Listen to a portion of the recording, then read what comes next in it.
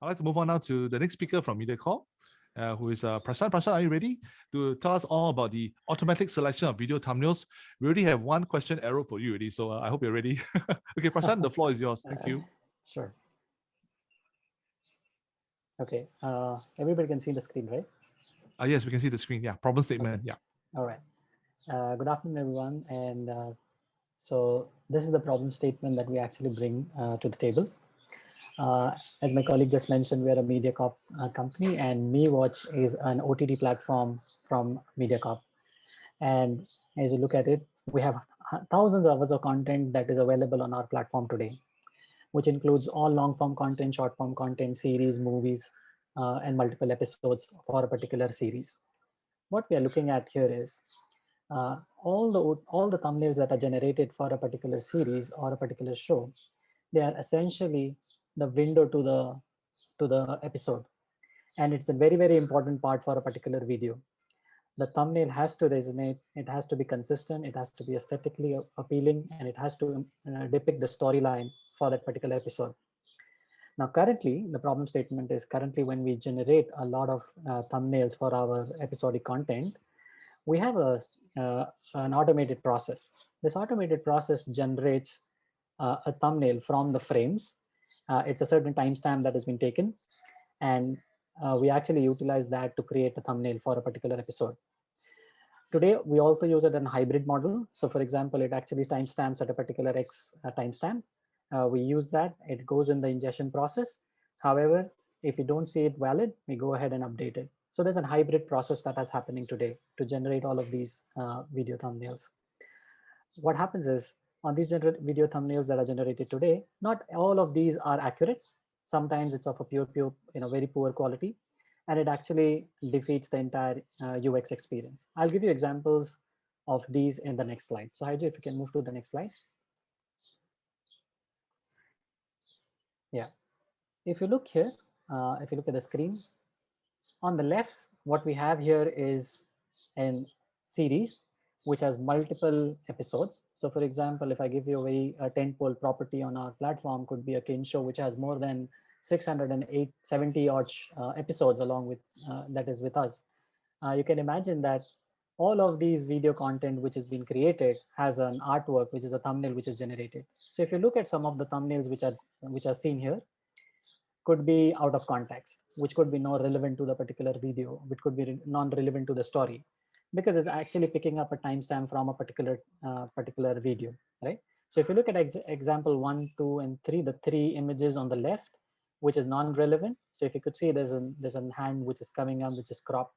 If you look at the third one, it's a blurry video grab, which is being taken from the automated process, and the protagonist of the show is also not even seen here.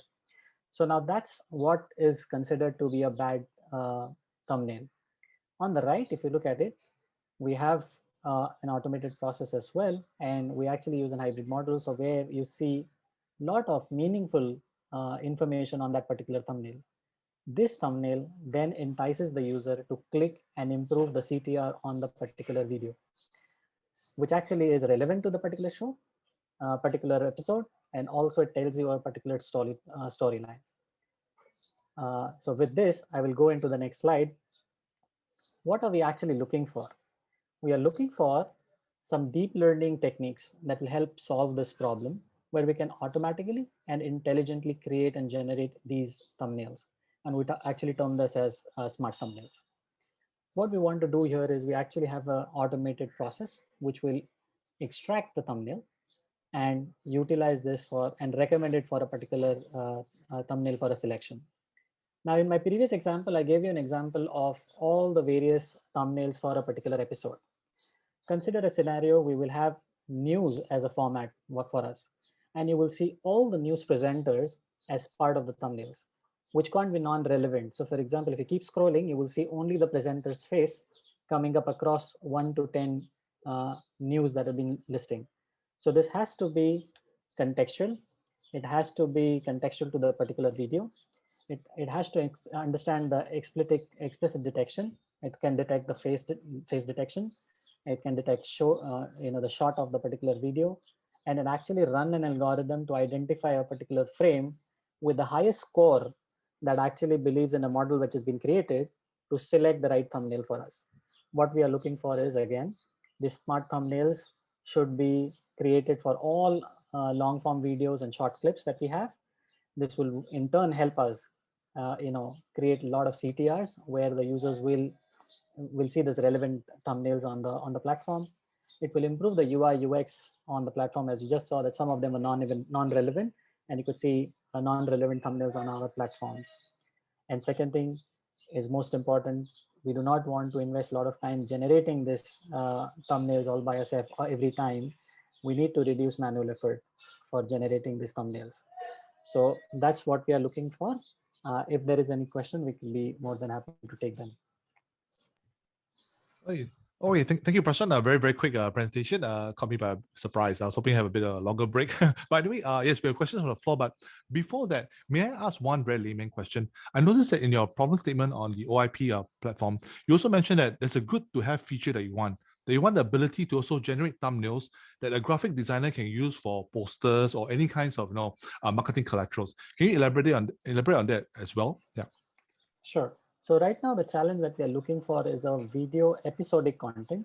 All the shows, all the marquee content that has been created as a poster or posters of the show or a particular movie, those are all created in-house, because that demands a lot of importance from the graphic designer to create those. What we are looking for are video thumbnails, which has to be cropped or a particular frame of a particular video that will be used. We are isolating the part where we'll have to create artwork for a complete movie or a complete show. So this is more of an episodic content that we are looking for the challenge.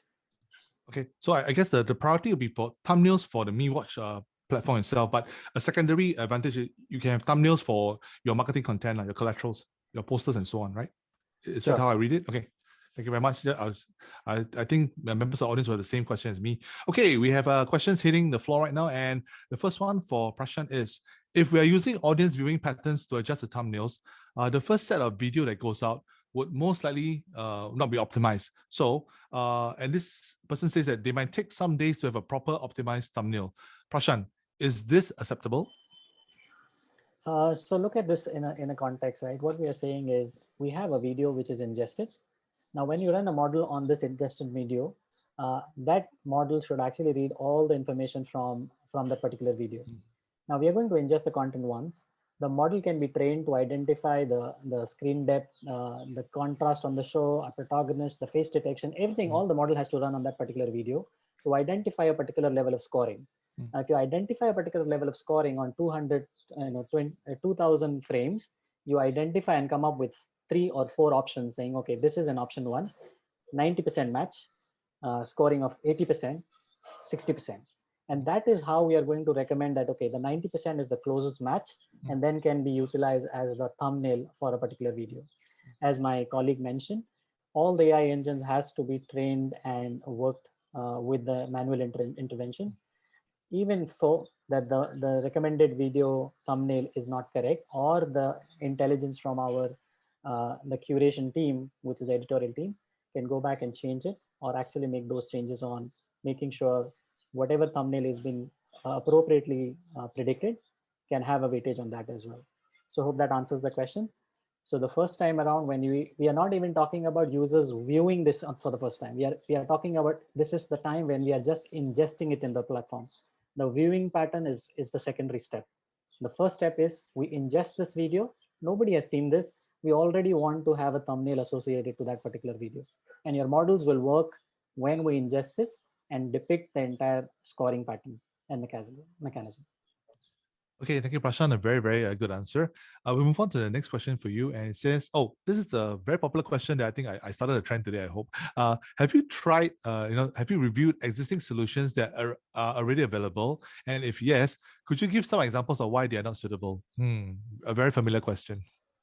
So we haven't tried most of them. So we thought we would be doing this over a period of time. But for this OIP challenge, there were other AI engines that we use for multiple other things, but for not for this particular problem statement. So there are multiple out-of-the-box solutions available.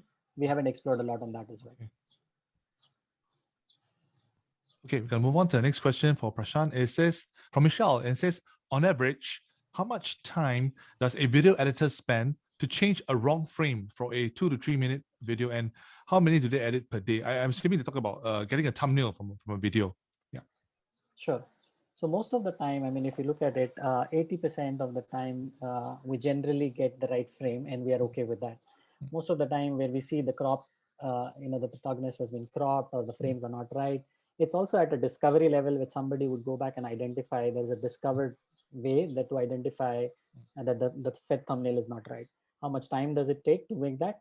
It would spend easily around in half an hour's time to make sure that the content is, the thumbnail is created, is generated, pushed it into the system, and then have a new thumbnail available to the platform. So it takes anything around 30 to 45 minutes to get this developed, identify, develop, and replace the thumbnail.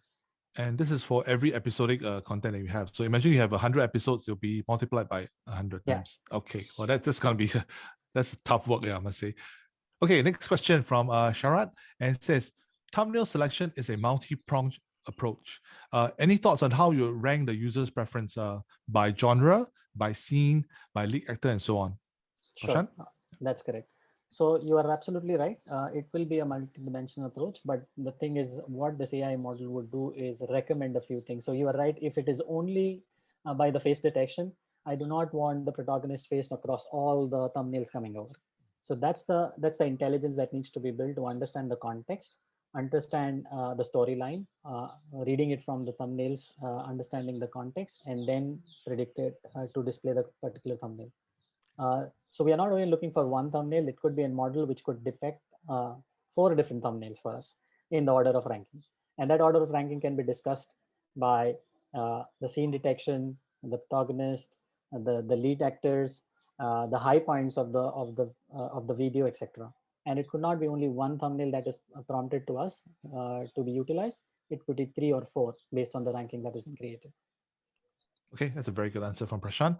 Okay, one more question from the floor, and this comes from Michelle, and she's asking, will the videos come with a transcript, or do we have to transcribe the videos ourselves? So they might not come with the transcript. So some of them, we won't have the transcript available. We'll have to transcribe. Okay, Michelle, so I hope that answered your question. Oh, Shara is back again. One more question. Let's take it. It says, contextuality is always subjective. So who or which team will finally help to make the final call? Prashant? Yeah, so it will be a combination of a product team and the editorial team who will come in place. And that is how we will define the rankings with you. Okay, thank you, Prashant. Answered very clearly and confidently. I'm going to just hold the floor for another few seconds to see whether we have any more questions about this very fascinating topic. Because like I said, I'm actually an amateur video editor at home, a lot of holiday videos. So this is a tool that I think I would love to have as well, just for my holiday videos. Okay, Sharat is back again. Thank you, Sharat. I really love your enthusiasm. One more question from Sharat, and he's asking, can we leverage the list of final thumbnails you have agreed to in the past? So he wants to look at the kinds of approved thumbnails that we have as examples, I believe. Prashant, what do you say? So what we can do is we can send a list of all the thumbnails that, or in our database, we have certain thumbnails which qualify as the best ones. So the example that I gave you earlier, in my earlier examples, that were depicting a story, the faces were not cut, etc. We can give you examples on that one as well. Okay, so Sharat, the good news is that Mediacorp can give you samples of approved thumbnails, so that's great. Thank you very much. Okay, I guess that's about it. So Prashant, I think I should let you off. All right, the questions have more or less been cleared, and I think you guys have given a very clear two presentation, right? Two of your business challenges, and they're very clear. And I think our audience has appreciated it. So thank you, Prashant, and also thank you, Haicho from Mediacorp for sharing more about your business challenges in OIP's Innovation Call 10. Thank you, Prashant. I hereby let you off.